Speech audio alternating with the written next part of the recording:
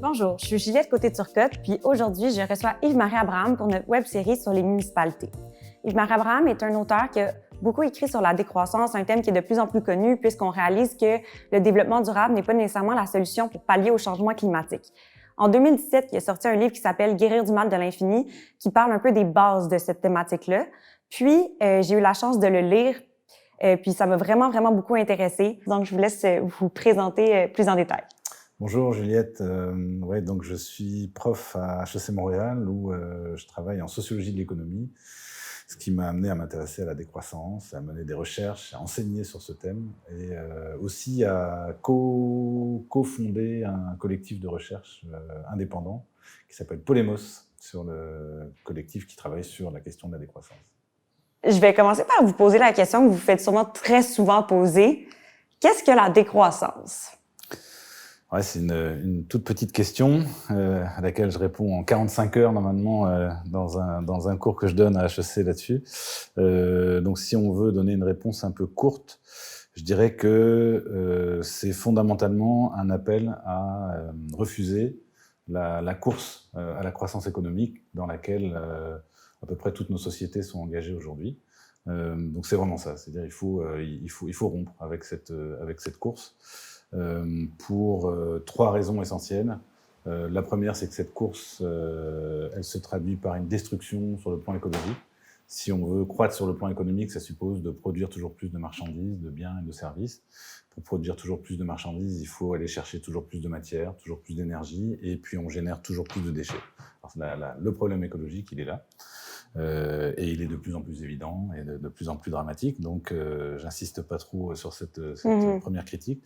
La deuxième critique, c'est qu'on se rend compte aussi que cette course à la croissance est profondément injuste. En fait, elle génère des injustices. Elle présuppose aussi des injustices. Elle génère au moins trois grands types d'injustices. D'abord vis-à-vis des générations futures. Tout ce qu'on est en train de détruire sur le plan écologique, c'est des possibilités d'existence que les générations futures n'auront pas. Donc première injustice donc intergénérationnelle. Deuxième injustice, en fait, on se rend compte que cette course à la croissance, elle profite à une petite minorité. En fait, à une petite minorité que j'incarne assez bien. Le mâle blanc occidental, vivant dans une grande métropole, c'est pas mal celui qui arrive à tirer le plus profit de cette croissance. Mais une grande partie de l'humanité n'en tire aucun profit. En fait, elle génère cette croissance, mais n'en tire pas de profit. Alors, c'est le fameux 1% ou 5%, enfin, donc, dans lequel on baigne depuis plusieurs décennies. Également en croissance. Là, de plus en plus, on prévoit que ça va cesser en fait, ce 1%-là va devenir de plus en plus petit. C'est ça. Donc alors que on nous a toujours fait la promesse inverse, que la croissance était la manière d'aller vers moins d'inégalités. C'est le contraire qu'on observe, aussi bien dans nos pays que entre nos pays. Bon, la thèse de quelqu'un comme Thomas Piketty, par exemple, très clair là-dessus. Sur le temps long, on se rend compte que structurellement, cette croissance, elle génère des inégalités, en fait. Absolument. Mais Thomas Piketty est quand même pour la croissance économique. C'est ça. Avec sa courbe de l'éléphant, puis les solutions, en fait, qu'il propose par rapport, par exemple, partager l'héritage entre tous. Donc, donner, admettons, il proposait, je pense, 25 000 ou 100 000 $ à chaque personne lors de ses 25 ans, mais c'est quand même pour pouvoir accéder à la propriété, puis dans une logique de laisser une même chance à tous, une chance égale de réussir.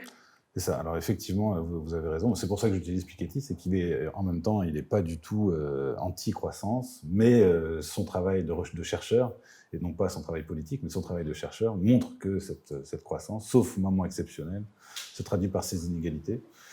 Donc après lui, il rêve d'un monde qui n'est pas forcément celui dont je rêve moi. Donc là, on est plutôt sur le terrain du politique. Je pense qu'il est comme beaucoup dans la nostalgie des 30 Glorieuses et d'une espèce de social-démocratie qu'on pourrait reconstituer, qui à mon avis n'est pas reconstituable, notamment pour des raisons écologiques. Ce qui me ramène au premier argument, parce que ces 30 Glorieuses, d'un point de vue écologique, il faut les appeler les 30 piteuses. En fait, c'est 30 années où on a accéléré la destruction du monde à une vitesse vertigineuse, en fait. Donc oui, il y a eu une classe moyenne qui a grossi en Occident, mais à un prix exorbitant pour le reste de l'humanité et pour les autres êtres vivants. Donc, Absolument, mais je dirais que aussi, je pense que c'est quelque chose que les gens devraient dire souvent comme critique, c'est que finalement la classe moyenne ne cesse de grandir quand même. Puis on remarque que dans certains pays, la qualité de vie moyenne s'est accentuée. Puis qu'est-ce que vous répondez à ça? En fait, oui, il y a, on peut citer un autre auteur qui travaille là-dessus et qui est en discussion avec Piketty d'ailleurs, qui est Milanovic. Oui. C'est lui qui a développé cette fameuse courbe de l'éléphant et qui montre quand même qu'effectivement, il y a une certaine classe moyenne qui a émergé, qui s'est développée en Asie du Sud-Est, surtout en Chine. Donc là, c'est l'endroit du monde où là, oui, il y a bien eu cet effet de réduction relative des inégalités, ou en tout cas émergence d'une classe assez vaste qui profite de tout ça, mais dans le reste de l'humanité, c'est pas vrai en fait. Donc ça reste, je crois que la critique reste valable. Et puis une fois de plus, quand on met ça en relation avec la question écologique, on voit bien cette tension. Oui, c'est bien. Il y a des gens qui vivent mieux matériellement, mais il y a un coût écologique qui est dévastateur.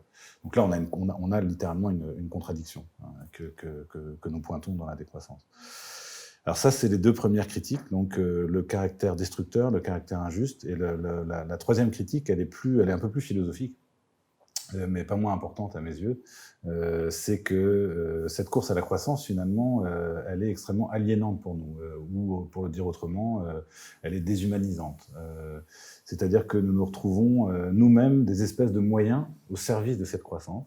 Et alors, ça se traduit très concrètement par ce sentiment que beaucoup de gens peuvent avoir, même des gens riches comme nous, que la vie perd tout sens, parce que finalement, on est soumis à des logiques productivistes qui font de nous, c'est ça, des espèces de moyens au service de quelque chose qui devrait nous servir. Donc il y a un renversement entre les fins et les moyens. Ce qui devrait être une fin, c'est nous. Nous devenons les moyens de quelque chose qui nous dépasse, qui est cette croissance illimitée. Mais on devient dépendant de ce système-là, en quelque sorte, parce que malgré le fait qu'on veut décoloniser notre esprit puis essayer de se remettre à neuf, on est quand même dépendant de ce système dans le sens où, pour se nourrir, se loger, pour vivre dans la vie de tous les jours, se vêtir, tous les besoins essentiels, maintenant, on est obligé de se soumettre à ce système économique, en fait, pour subvenir à nos besoins. Oui, donc, comment inverser cette roue, c'est ça qui semble plus difficile à passer. Avant de commencer à répondre à la question du comment, j'irai dans ton sens et dans le fait de souligner cette dépendance en fait et de souligner la contradiction entre cette dépendance et la liberté, qui est considérée comme une des valeurs cardinales de notre civilisation, égalité et liberté. C'est dans nos grands textes, c'est dans les droits humains, etc. Ce qu'on souligne effectivement, c'est que dans ce monde, dans ce monde qui est structuré par cette course à la croissance, par cette accumulation de marchandises, il y a effectivement une liberté qui croît, c'est celle de pouvoir choisir la marchandise qu'on veut, à condition d'avoir l'argent, évidemment. Mais donc il y a une liberté de choix qui est extraordinaire en termes de marchandises. Je rentre dans un supermarché, c'est fascinant. Mais il y a une liberté qu'on n'a plus, c'est de décider de ne plus aller à l'épicerie. Si je veux vivre matériellement, je suis condamné à aller acheter des marchandises. Et pour acheter ces marchandises, il me faut de l'argent que je vais obtenir comment ? En allant me vendre moi-même ou vendre ma force de travail à une entreprise. Donc je suis doublement dépendant en fait de ce système-là. Et si je veux gagner correctement ma croûte, pour pouvoir m'acheter ces marchandises dont je dépends, il faut que je sois moi-même un bon producteur ou coproducteur de marchandises. Il faut que je sois très efficace, sinon je perds ma job. Donc on est vraiment, comme tu dis, on est littéralement coincé dans ce système-là. Et ce qu'on met de l'avant, donc c'est au cœur de cette troisième critique, c'est cette contradiction en fait entre cette contrainte très lourde, cette obligation de passer par ce système pour vivre, et cette soi-disant liberté que notre civilisation a promis à toutes les sociétés qu'elle a colonisées et détruites depuis plusieurs siècles. Donc ça, c'est vraiment une critique aussi essentielle. J'y ajouterai une autre qui est très proche. Et qui est, je dirais, encore plus difficile à faire entendre dans notre monde, c'est la critique de la technique. Alors, d'une certaine technique, quand on dit que nous critiquons la technique, c'est les techniques industrielles, fondées plutôt sur les machines, avec des moteurs. Donc bon, il faudrait rentrer un peu dans le détail. Mais par rapport à ces techniques, on a le même problème, en fait. On est de plus en plus dépendant de certaines techniques. Donc on a là aussi le choix entre par exemple, différentes marques de bagnoles, différents types de moteurs, etc. Mais il y a un choix qu'on n'a plus, c'est de dire, bon, moi je vis sans voiture dorénavant. Alors c'est mon cas, j'ai pas de voiture, mais j'ai quand même un abonnement chez Communauto, je l'utilise, et puis les gens autour de moi vivent avec des voitures. C'est-à-dire que mon monde ici à Montréal dépend des voitures. Donc on est littéralement soumis, là aussi, à des contraintes imposées par la bagnole. Bon, alors là aussi, c'est la même contradiction, entre, d'un côté, la promesse de la liberté, et puis, de l'autre, en fait, le constat que non, il y a des choses aujourd'hui qui sont, notamment des techniques, donc qui sont devenues incontournables, qui s'imposent à nous, avec tout leur monde. Parce que si ces techniques-là permettent aussi d'augmenter la productivité à un autre niveau, tout comme à chaque fois qu'elles se spécialisent puis qu'ils deviennent meilleur, on pourrait dire. À chaque fois, on devient plus dépendant, mais ces techniques-là cherchent également à faire augmenter la productivité puis à faire en sorte qu'on puisse vendre toujours plus de marchandises. Ça se combine. Les deux se combinent. C'est ça. T'as vraiment, d'un côté, cet effort, là, mais c'est ancré dans nos institutions, dans le sens que il y a des gens qui étudient puis qui travaillent jusqu'au doctorat, pas du doctorat, pour réussir à faire augmenter cette technique-là puis à la développer davantage pour faire augmenter la productivité. Donc, c'est dans le fond, on sert à ce système-là dans toutes les sphères de notre vie. C'est ça. Donc, c'est là où on devient un peu des moyens au service du développement de ces techniques qui, si on continue avec l'exemple de la voiture, c'est ça, faire rouler une voiture, utiliser une voiture, finalement, ça suppose tout un système technique, lui-même extrêmement vaste, qui s'étend au fait de pouvoir disposer d'une armée qui va pouvoir aller sécuriser l'accès à des puits de pétrole à l'autre bout du monde.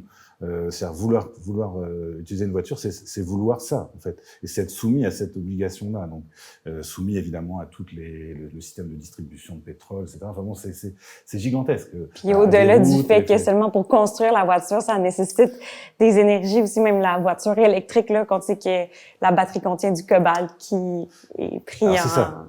Donc c'est pour ça que ça permet aussi de faire la transition avec ta question sur le comment on sort de là, parce que la grande réponse aujourd'hui qui est donnée par, on va dire, nos autorités, ceux qui prétendent être nos responsables, c'est une réponse technique. C'est-à-dire, on va trouver des solutions techniques. Alors, par exemple, les bagnoles à essence émettent du CO2. On est en train de scraper le climat terrestre. Ok, on va passer à des bagnoles électriques. La bagnole électrique, effectivement, en termes de CO2, quoique les discussions sont vives sur la question, mais en fait, ce que je comprends là, c'est qu'après, si tu changes le genre de personne, puis ça rentre un peu dans le thème de la décroissance, là, si t'es le genre de personne qui change sa voiture à chaque 3 ans, finalement, la voiture électrique, le coût que la batterie consomme avec le cobalt, justement, qui entraîne des coûts sociaux très, très néfastes, là, en Afrique surtout, finalement, l'empreinte écologique n'est pas plus petite qu'une voiture à essence. Donc, ça suffit que si tu la fais durer, par exemple, sur 15 ans, l'empreinte écologique, sans parler de l'empreinte sociale, est moins élevée. Alors c'est ça, c'est des débats plus techniques, mais en tout cas qui sont essentiels parce qu'effectivement même sur ce terrain-là, le gain est pas si évident. Tout dépend de l'usage en fait de la voiture. Mais comme dit mon camarade Philippe Gauthier, qui est un spécialiste des questions énergétiques, la voiture électrique est pas là pour sauver la planète ou le climat, elle est là pour sauver la voiture. Ce qu'on cherche à sauver, c'est ça, c'est finalement le monde de la voiture. Et donc, ça ne nous sort absolument pas de cette troisième critique que j'évoquais tout à l'heure, c'est-à-dire le fait que nous sommes littéralement dépassés, contraints par nos propres créations. C'est ça l'aliénation fondamentale. Alors voilà, donc en quelques minutes, une première réponse à la question de qu'est-ce que c'est que la décroissance. C'est un appel à rompre avec cette course pour ces 3 grandes raisons. Cette course à la croissance, elle est destructrice, injuste, et profondément déshumanisante ou aliénante. Voilà pour le point de départ. Super. Je vous entends parler, puis vous parlez surtout de ce qui se passe aussi par rapport à la mondialisation, l'impact aussi qu'on voit pas nécessairement. Vous dites quand on achète une voiture, on encourage justement le fait qu'il y ait des puits de pétrole qui soient couverts par l'armée, etc. Donc, finalement, les choses qu'on voit pas, j'ai l'impression, puis qu'on réalise pas dans notre réalité de tous les jours. Par exemple, ici au Québec, en train d'utiliser notre voiture pour aller au travail tous les jours. Puis l'impact écologique que ça a aussi dans d'autres places et l'impact social que ça a. Est-ce qu'une relocalisation pourrait permettre, selon vous, de réduire ces effets néfastes-là, puis peut-être même de prendre en compte l'impact qu'on a en consommant et en choisissant de certains produits, puis surtout en consommant davantage toujours? Ouais, alors relocalisation, c'est un peu c'est effectivement une des implications de cette réflexion critique et une des implications du versant programmatique de la décroissance que j'ai résumé dans le sous-titre de mon bouquin, donc par le produire moins, partager plus et décider ensemble. Si on met ça en œuvre, cette espèce de mini-programme là en trois points, effectivement, on débouche sur la nécessité de relocaliser toutes les activités qui sont nécessaires à nos vies pour l'essentiel. Mais je pense qu'il faut d'abord insister sur ce triptyque là que je viens de reformuler. Si on veut donc sortir de cette situation là dont je viens de faire un portrait rapide, donc une situation destructrice, injuste, aliénante. Le premier moment, la première chose qu'il faut accepter, est-ce que trop peu de gens, et notamment encore trop peu d'écologistes acceptent aujourd'hui, c'est qu'il va falloir produire beaucoup moins que ce qu'on fait aujourd'hui. Alors aujourd'hui, là encore, si on écoute nos responsables, si on écoute même certains dirigeants d'ONG écolos, ils nous disent quoi ? Ils nous disent il faut produire mieux. Le développement durable. C'est le développement durable, voilà. Mais sauf que le développement durable, on en mange depuis maintenant plus de 30 ans. Et si on regarde ce que ça donne sur le plan écologique, le désastre, non seulement ne s'est pas arrêté, mais il a même plutôt accéléré. Mm-hmm. Donc, si on est sérieux sur la question écologique, si on tient vraiment à vivre dans le respect des limites biophysiques planétaires, il va falloir produire moins. Et pas seulement consommer moins, parce que quand on dit consommer moins, on est en train de mettre la responsabilité du changement, mais aussi du désastre actuel, sur le dos du consommateur. Comme je l'ai dit tout à l'heure, comme j'ai essayé de le dire tout à l'heure, le consommateur, finalement, il a des choix très limités. Il a une obligation, c'est de consommer des marchandises. Et ces marchandises, très largement, c'est pas lui qui les choisit, c'est pas vrai. C'est dans les entreprises que ça se décide. Et on va décider selon quels critères, non pas selon les exigences même du consommateur, même si c'est ce que le marketing prétend faire, mais avant tout, selon les possibilités de profit associées à ces marchandises. Bref, le consommateur, il a un pouvoir qui est extrêmement limité dans ce système-là. D'où la critique qui porte sur la production et pas seulement sur la consommation. Donc c'est au niveau de la production qu'il faut intervenir. Première obligation, premier impératif, produire moins que ce qu'on fait aujourd'hui, notamment évidemment dans les pays les plus avancés, entre guillemets, sur le plan de la croissance économique. Si on produit moins, deuxième impératif, il va falloir encore plus partager plus qu'on le fait aujourd'hui. Alors, on partage très peu aujourd'hui. Il y a déjà toutes les raisons d'aller dans ce sens-là, au nom de l'idéal d'égalité, là aussi, qui est inscrit dans tous nos grands textes. Il semblerait que normalement, c'est une des caractéristiques de notre civilisation. Bon, quand on regarde dans les faits, c'est pas le cas. Mais si on produit moins, dans un monde qui est déjà très inégalitaire, c'est clair que ceux qui ont déjà très peu ou presque rien vont avoir encore moins pour vivre. Et ça, je dirais, c'est indéfendable en termes de justice. Et puis c'est aussi complètement suicidaire sur le plan politique. C'est-à-dire que si une politique de réduction de la production se met en place sans par ailleurs partager plus nos moyens de vivre, ça va être l'explosion sociale. Mais je pense que c'est ça aussi que les gens, c'est une des grandes critiques de la décroissance également, là, que finalement le niveau de vie va s'affaisser tout d'un coup, puis que les premiers à subir les conséquences vont être les personnes qui sont les plus défavorisées économiquement. D'où vraiment la nécessité d'associer les deux exigences, quoi. Si effectivement on va vers une réduction de la production, donc une réduction de la production de marchandises, il est impératif d'imposer d'aller vers donc, une réduction des inégalités, vers un partage bien plus systématique de nos moyens d'existence. Et il y a beaucoup de gens qui pourraient vivre avec beaucoup moins et continuer à vivre très très bien. Donc c'est là-dessus, il y a beaucoup de marge. Donc ça, c'est le deuxième impératif. Alors évidemment, quand on le pousse jusqu'au bout, on va loin, et puis ça va nous ramener vers des questions qui t'intéressent, mais ça amène à questionner le droit de propriété tel qu'on le connaît aujourd'hui, par exemple. Donc un droit de propriété qui était encore très questionné au 19e siècle. Et puis depuis, on a un peu arrêté de questionner cette institution très sacrée aussi de notre monde. Qui est maintenant, on encourage les gens à acquirir la propriété. C'est comme si tu arrivais c'est comme si acquérir la propriété, c'est une étape. Tu sais, tu finis les études, tu travailles, puis là, finalement, tu arrives à accumuler assez d'argent, tu acquiers une propriété, puis là, si tu es chanceux, tu achètes 2 propriétés, puis tu réussis à en louer une pour faire du profit sur ça. Donc, c'est un but qu'on s'est donné en tant que société qui rentre aussi dans la logique de production. Complètement. Et alors, en même temps, et c'est ça, il faut peut-être introduire tout de suite une nuance.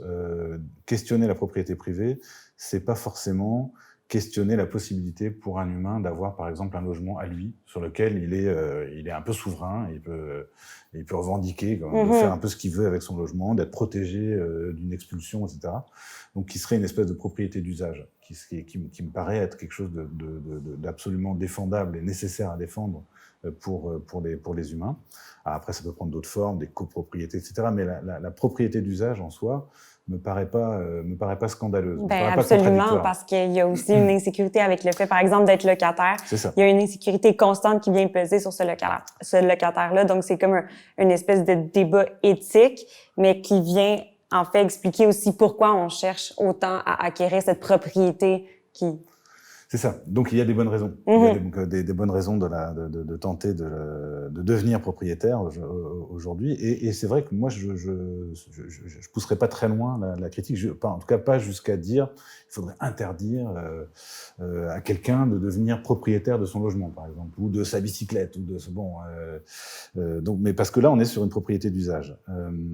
Ce qui est problématique, en fait, c'est la propriété lucrative. C'est la propriété qu'on constitue et qu'on défend pour pouvoir faire du fric avec elle. Alors, où on a un propriétaire qui est quelqu'un qui n'utilise pas ce dont il est propriétaire, mais qui le fait utiliser par d'autres pour faire du profit. C'est là qu'il y a un problème. Et notre monde fonctionne très largement sur cette base-là. Nos entreprises fonctionnent sur cette base-là. Des gens qui ont de l'argent, qui vont investir dans une entreprise, qui vont faire tourner par d'autres qu'eux pour générer du profit. Bon, c'est là qu'il y a un gros problème. Mais donc sur le partager plus, c'est ça qu'on va finir par mettre en question. Mais pour rebondir aussi sur des éléments que tu évoquais, le partager plus, c'est aussi repenser par exemple le partage de ce qu'on appelle le travail de reproduction de la force de travail. Donc tout ce travail qui est fait encore aujourd'hui beaucoup par des femmes, et qui consiste à donner la vie à des humains, à les élever, à les soigner, leur donner de l'amour, de l'affection, et puis même devenus adultes, leur donner tout ça pour que ça soit des forces de travail efficaces qui vont faire tourner la machine de la croissance. Ce travail, là, il est absolument essentiel à notre monde, enfin à tous les mondes humains. En fait, il n'y a aucune société humaine qui fonctionne sans ce travail-là. Notre monde, sa particularité est d'avoir invisibilisé ce travail et de l'avoir présenté comme un travail d'amour. Et donc, le très joli coup, en présentant ça comme un travail d'amour, c'est qu'on peut se permettre de ne pas le payer. Alors, le capitalisme ne paye pas ce travail, mais en bénéficie étroitement. Là aussi, partager plus, c'est aussi repenser ce travail lui-même, et puis la manière de le reconnaître, éventuellement de le rémunérer, etc. Dans Partager plus, il y a aussi les rapports Nord-Sud, les rapports entre les pays du Nord et les pays du Sud, comme tu l'évoquais rapidement tout à l'heure. Il est essentiel qu'au Nord, on comprenne que notre bien-être matériel, il s'est conquis donc aux dépens des populations du Sud, d'une grande partie des populations du Sud. Encore aujourd'hui, il suffit de regarder au Québec, qui travaillent dans nos champs pendant l'été, des travailleurs migrants temporaires. Qui s'occupe de nos vieux dans les CHSLD? C'est des immigrants, des femmes migrantes, etc. Qui s'occupe des déchets dans nos déchetteries? C'est des immigrants. Donc on va ponctionner dans les pays du Sud des gens qui sont prêts à tout pour mieux vivre et à qui on va confier les boulots dont on ne veut plus, ici.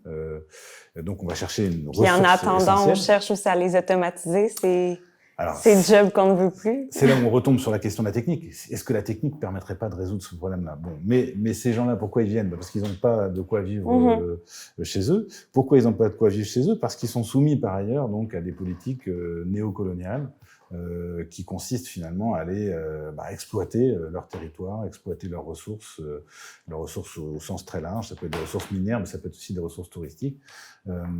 Et sans que ces pays puissent finalement conquérir un minimum d'autonomie, de bien-être, et puis offrir à leurs membres des possibilités d'existence sur place. Donc ils sont coincés, eux aussi. Alors si ça partageait plus, c'est aussi repenser tout ça. Alors, parmi les propositions élémentaires pour aller vers un meilleur partage entre Nord et Sud, c'est annulation de toutes les dettes, par exemple, les dettes associées à l'indépendance des pays du Sud. Ce serait déjà un premier pas majeur. Alors après, il reste le troisième point, c'est décider ensemble. Pourquoi décider ensemble? Parce qu'on a un autre idéal qui est celui de la liberté et qui se traduit sur le plan politique par le fait que tout le monde dans la cité devrait avoir son mot à dire sur la façon de s'organiser dans la cité. On devrait, si on est cohérent avec cet idéal de liberté, ça débouche sur la démocratie. Et donc, ces limites qu'il va falloir fixer à la production, ces critères qu'on va utiliser pour partager mieux ce qu'il nous faut pour vivre, il va falloir en décider ensemble de façon véritablement démocratique. Donc c'est la troisième proposition. Comment on fait ça? C'est sûr que ça présuppose une démocratisation radicale de nos institutions politiques. Aujourd'hui, qui décide politiquement dans nos sociétés?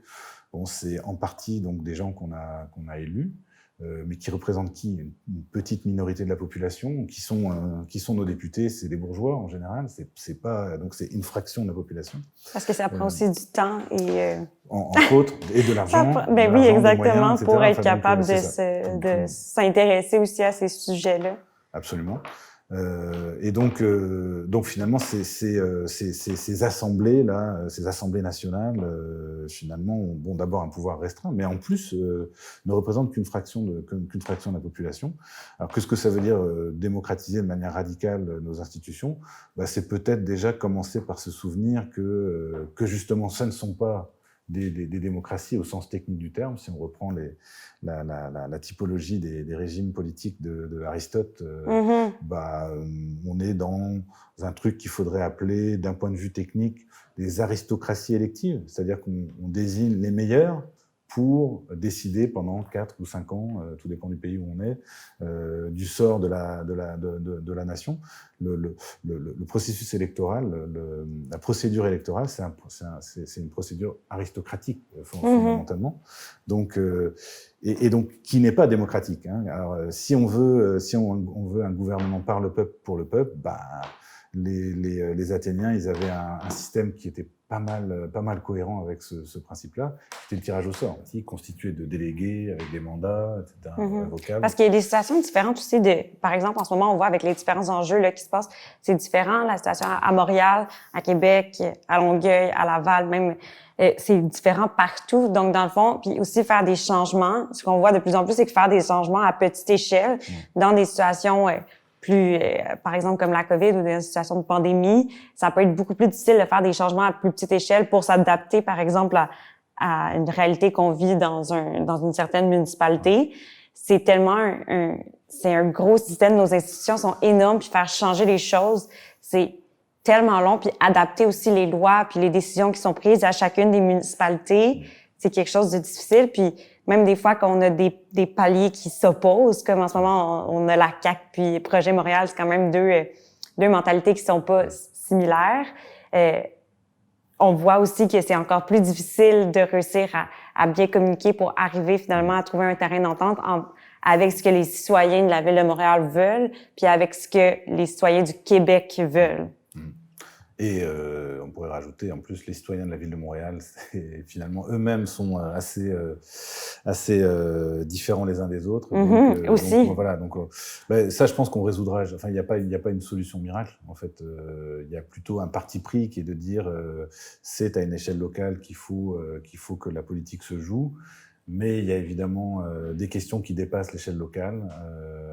Et donc là, on a besoin de trouver des moyens Mais il faudrait donner un peu plus de pouvoir, dans le fond, pour aux municipalités. Pour moi, c'est central. Ça, c'est vraiment... et donc, c'est là-dessus que je voulais terminer. C'est, en fait, en mettant l'accent sur les communs, d'une part, et les municipalités, d'autre part, qu'est-ce que, mine de rien, je suis en train d'écarter du portrait deux institutions, l'entreprise privée capitaliste, que j'appelle, moi, marginalisée, et en fait, in fine à abolir. Je pense que c'est vraiment une institution qui est à la source de tous les problèmes que j'ai évoqués tout à l'heure. Si on cherche une cible concrète, en fait, l'entreprise privée est un vrai problème. Et donc, il faut la remplacer par les communs.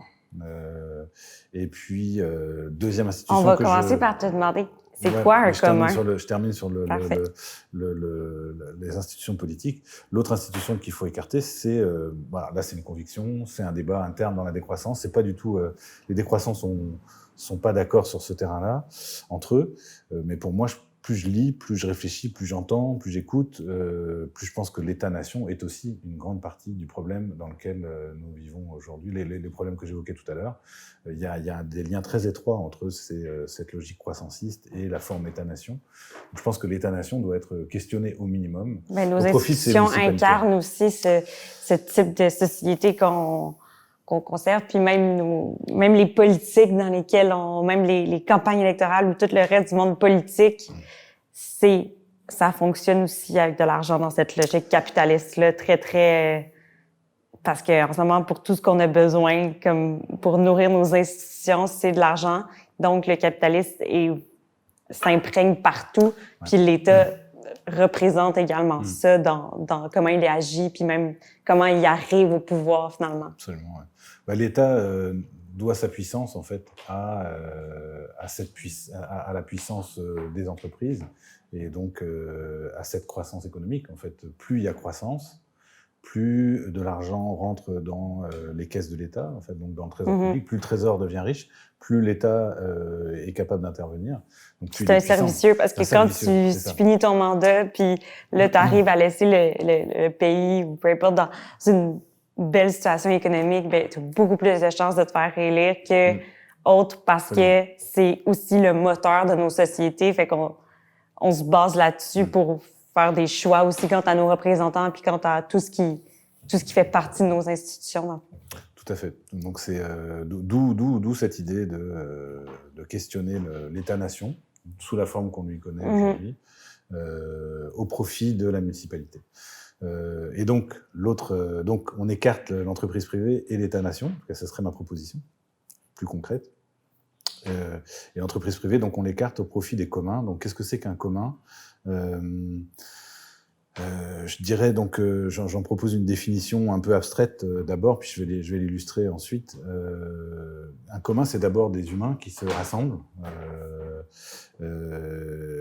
autour du souci de satisfaire une aspiration, ou plusieurs aspirations, mais c'est pas juste une aspiration commune. On a quelque chose qu'on veut faire ensemble, et on veut le faire par nous-mêmes et pour nous-mêmes. Donc dans une logique qu'on pourrait appeler une logique d'autoproduction, c'est-à-dire je produis pour moi-même. Hein. Donc alors on voit ce qui se dessine, c'est qu'au lieu de produire des marchandises pour d'autres, etc., je vais produire un bien ou un service pour le bénéfice de ce collectif. Donc premier principe, c'est celui qui est majeur à mon avis, c'est le principe d'autoproduction. Donc on s'émancipe du règne de la marchandise, pour parler comme certains amis marxistes.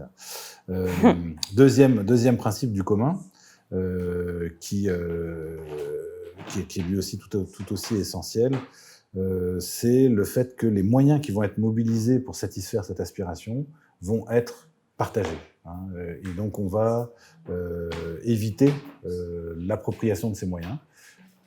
L'appropriation privée, mais aussi l'appropriation collective au sens où on la connaît aujourd'hui, c'est-à-dire l'appropriation étatique. Il y a aussi une propriété étatique.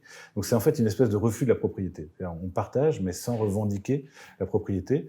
Ce qu'on essaie d'entretenir vis-à-vis de nos moyens de satisfaire nos aspirations, c'est plutôt un rapport de responsabilité. Je suis responsable de tel bâtiment, responsable de tel outil, responsable de tel espace, mais je ne suis pas propriétaire. Bon, c'est ça qui me paraît être au cœur de la dynamique de communalisation, qui est le terme que j'utilise pour désigner cette dynamique, cette recherche.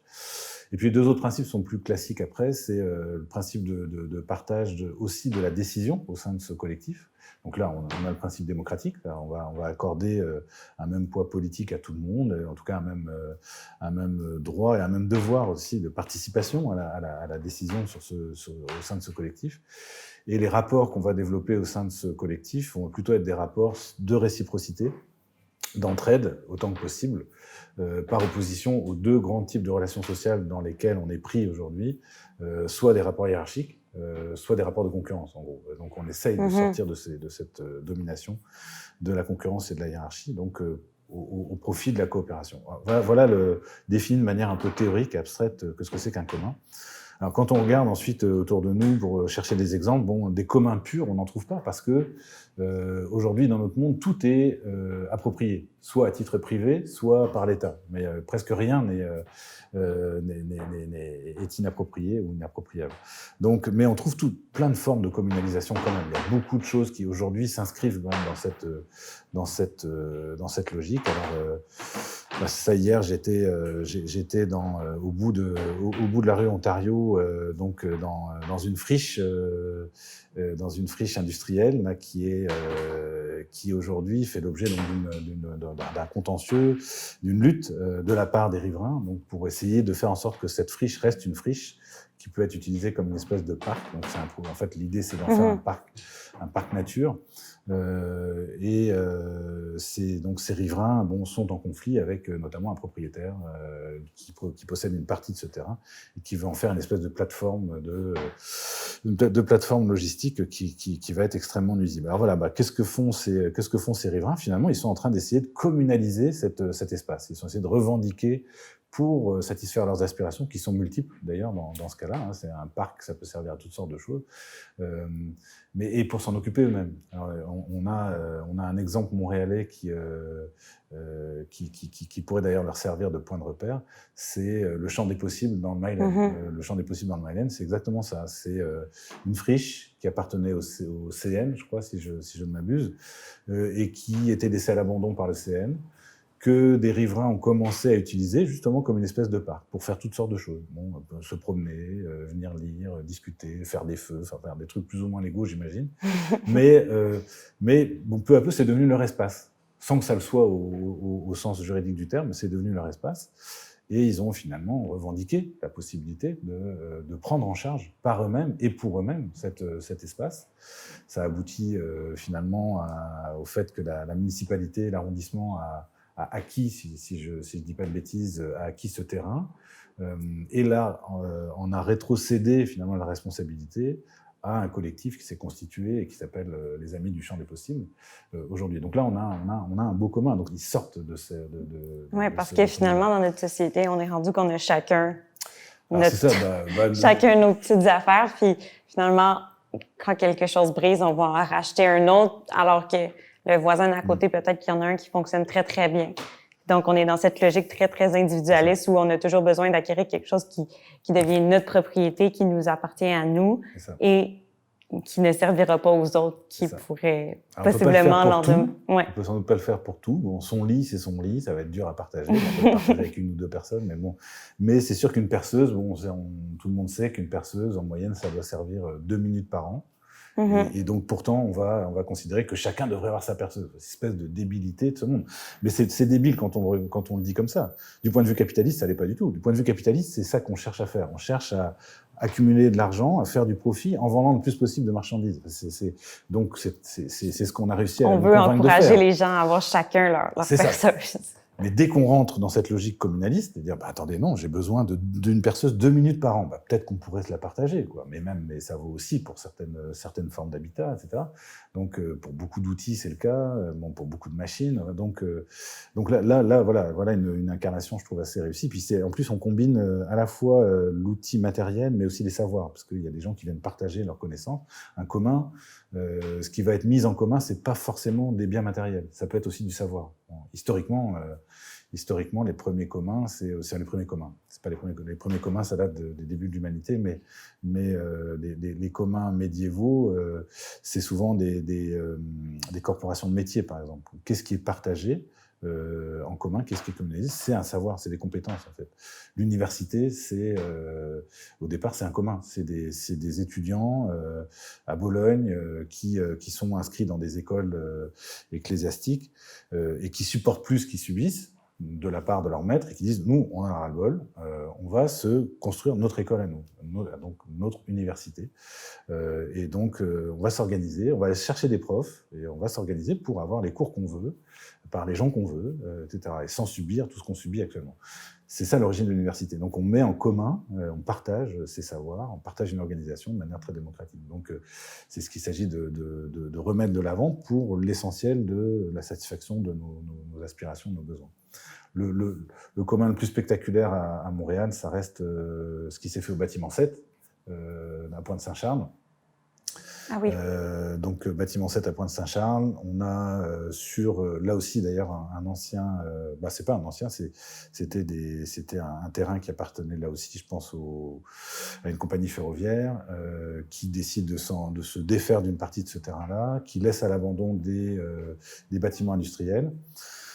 Il y a le projet d'un casino dans ce coin-là. Les différents organismes, différents mouvements du quartier décident de dire non, on ne veut pas d'un casino dans ce coin-là, on refuse ce casino. Et non seulement on ne veut pas le casino, mais on veut finalement se réapproprier au moins un des bâtiments industriels qui va être détruit, pour en faire justement un espace d'autonomie, un espace dans lequel on va pouvoir développer toutes sortes d'activités pour satisfaire par nous-mêmes et pour nous-mêmes des aspirations qui ne sont pas satisfaites par ce qui se passe à l'époque dans Pointe-Saint-Charles.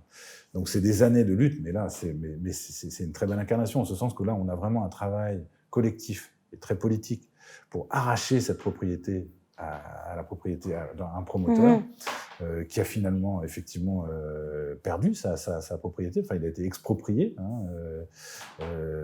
pour que ça soit confié à ces organismes qui étaient à la base de cette lutte.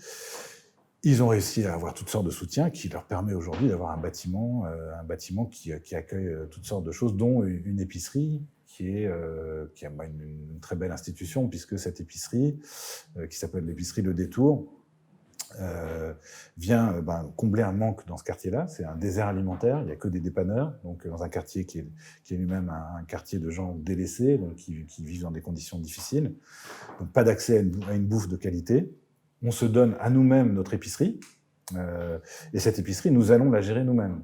Et nous allons la faire fonctionner par nous-mêmes. C'est-à-dire que une grande partie du travail pour faire fonctionner cette épicerie, il est assuré par des utilisateurs de l'épicerie, c'est-à-dire qui s'inscrivent dans cet organisme comme utilisateurs, comme consommateurs, mais qui, en échange, promettent plusieurs heures de travail chaque mois pour faire rouler l'épicerie.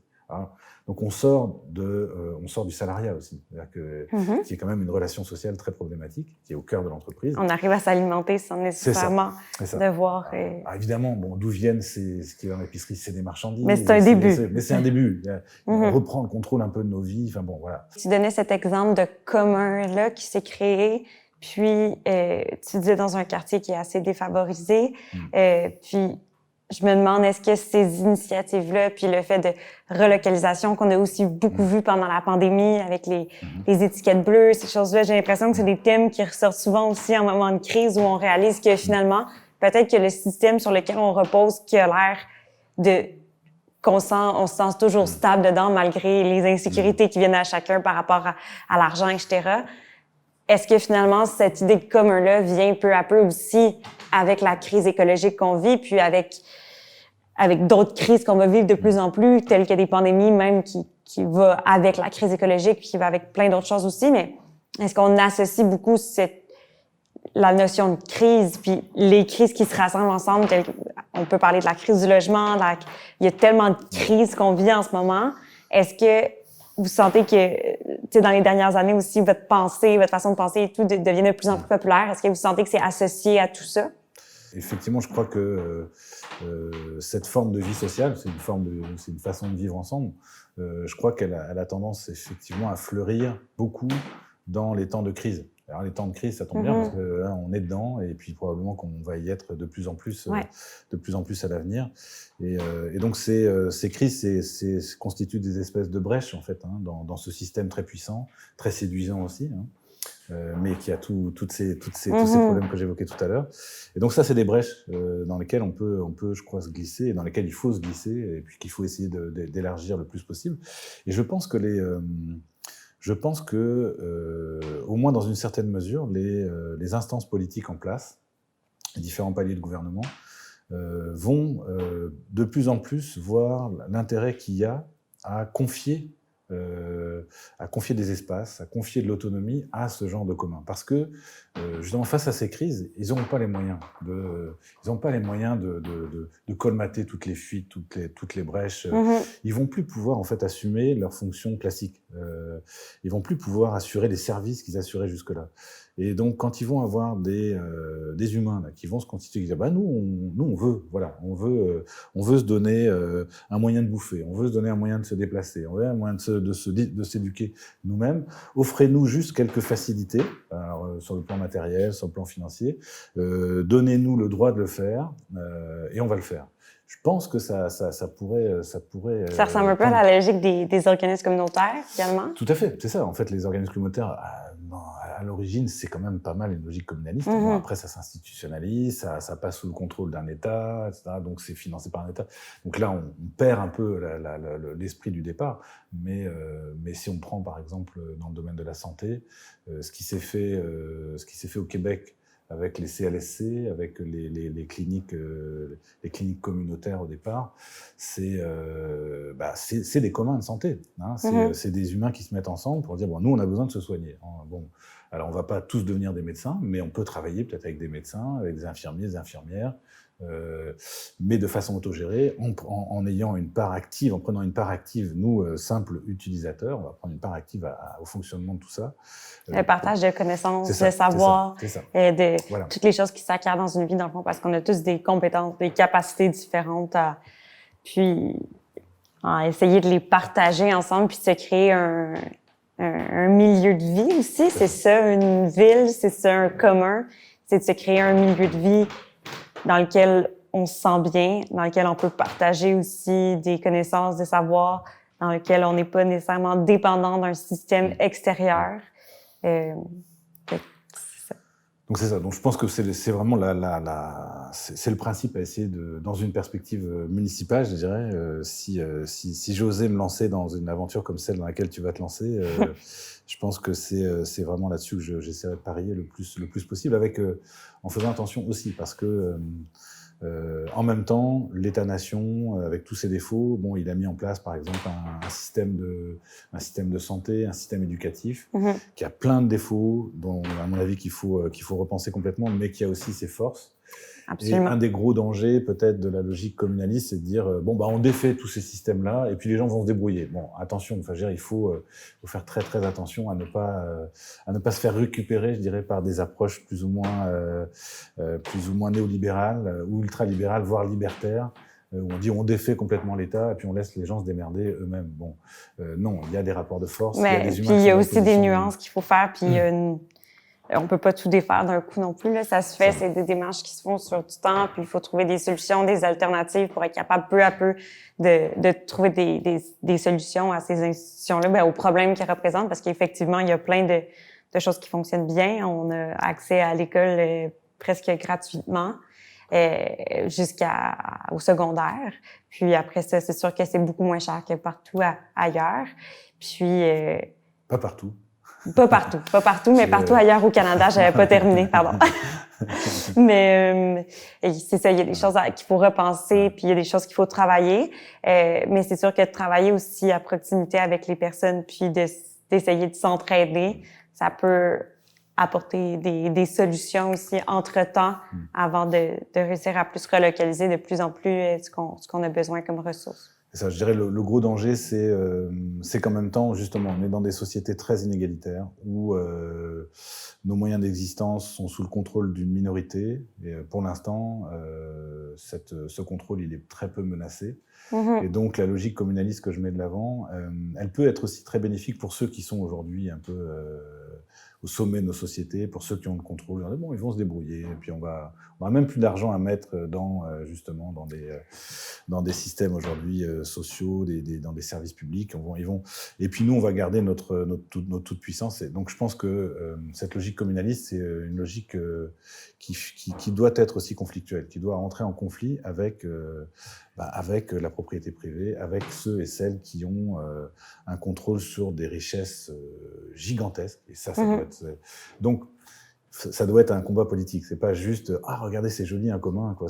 Non, un commun, ça doit déboucher nécessairement pour exister et pour s'étendre sur la contestation de cette propriété privée dont j'ai parlé tout à l'heure. Et donc, ça va forcément passer par des frictions et même par des rapports violents. Je pense à un moment. L'idéal, ce serait que ça vienne le plus tard possible, qu'on avance le plus possible avant d'arriver à ça. Mais si on veut aller vers ce monde post-croissance dont je fais Parce que la tension puis la frustration monte, puis à un moment donné, comme il y a un déclic qui se fait, qu'on ne sait pas comment démarrer dans une société, mais il y a un déclic qui se fait à un moment donné, puis collectivement, on décide que c'est assez ou on décide que c'est là que ça change. Puis quand ça arrive, c'est quelque chose de très beau, puis de très, très motivant. Puis... C'est ça. Mais il y a quand même des humains aujourd'hui très puissants qui ont beaucoup à perdre aussi dans cette aventure-là, je pense. Enfin, ils ont, en tout cas, dans un premier niveau, de manière très directe, ils ont à perdre une partie de leur puissance. Je pense qu'eux aussi, finalement, au bout du compte, ont à gagner à vivre dans une société qui serait moins inégalitaire, moins destructrice. Mais dans un premier temps, on peut s'attendre à ce qu'eux résistent. Il y a qu'à voir, je sais pas, notre gouvernement actuel, qui incarne vraiment ce vieux système dont je fais la critique. Ils vont s'accrocher très longtemps. Donc là, forcément, là, il y a de la lutte politique qui peut prendre toutes sortes de formes, y compris des formes très désagréables, on va dire. Mais je crois qu'on pourra pas en faire. Mais je pense qu'il y a surtout au Québec, là, on a cette force de se rassembler puis de réussir quand justement il y a un déclic qui se fait, de réussir à se mobiliser puis se mettre ensemble pour manifester notre intérêt ou ce qu'on n'aime pas. Puis finalement, malgré le fait qu'il y a certaines personnes qui s'accrochent, il y a certaines choses qui changent peu à peu, qui s'adaptent au fur et à mesure avec ces mobilisations-là. Ouais, je pense que tu es plus optimiste que moi. Mais parce que j'imagine que tu as un peu en tête le modèle de la Révolution tranquille, notamment, qui est une belle invention, Révolution tranquille. Quelque chose qui pourrait passer. Moi, je pensais plutôt à 2012. Ouais. En fait, tu sais, c'est quelque chose qui démontre qu'on lâche pas. Il y a eu j'ai l'impression que ça démontre que finalement, quand on se rassemble ensemble, quand il y a quelque chose qui nous déplaît, puis là, ça a comme déclenché. C'est ça, je dis, il y a une espèce de déclenchement qu'on sait pas comment faire. C'est pas comme, OK, là, tout le monde, on se mobilise, c'est parti. Ça se fait pas comme ça. Mais des fois, il y a quelque chose qui se passe comme avec le Black Lives Matter aussi cet été, avec le mouvement MeToo.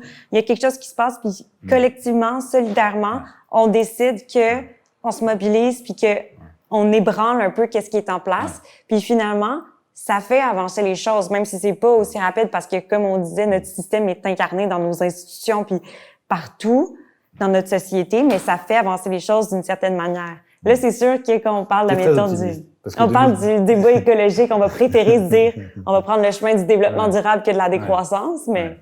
Non, mais même 2012, on a perdu en 2012. On n'a rien gagné, à part que Charest n'a pas été réélu, mais c'est à peu près tout, parce que finalement, en termes de droit de scolarité, il n'y a pas eu vraiment un gain majeur. Mais donc, non. Et puis 2012, ça a quand même été violent. Enfin, il y a quand même eu... Oui, mais c'est ça, il y a une mobilisation qui s'est faite, mais finalement, il n'y a pas eu une...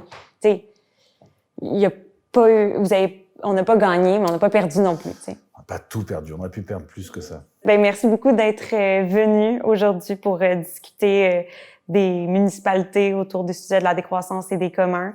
C'est une très, très belle idée que vous avez mis de l'avant, même si il y a beaucoup d'obstacles qui en viennent à cette idée-là. Puis, je rappelle que les idées que vous avez parlé aujourd'hui sont beaucoup dans le livre « Guérir du mal à l'infini » qui trace les grandes lignes de la pensée de Yves-Marie Abraham, puis qui souligne les 3 idées principales, donc produire moins, partager plus et décider ensemble.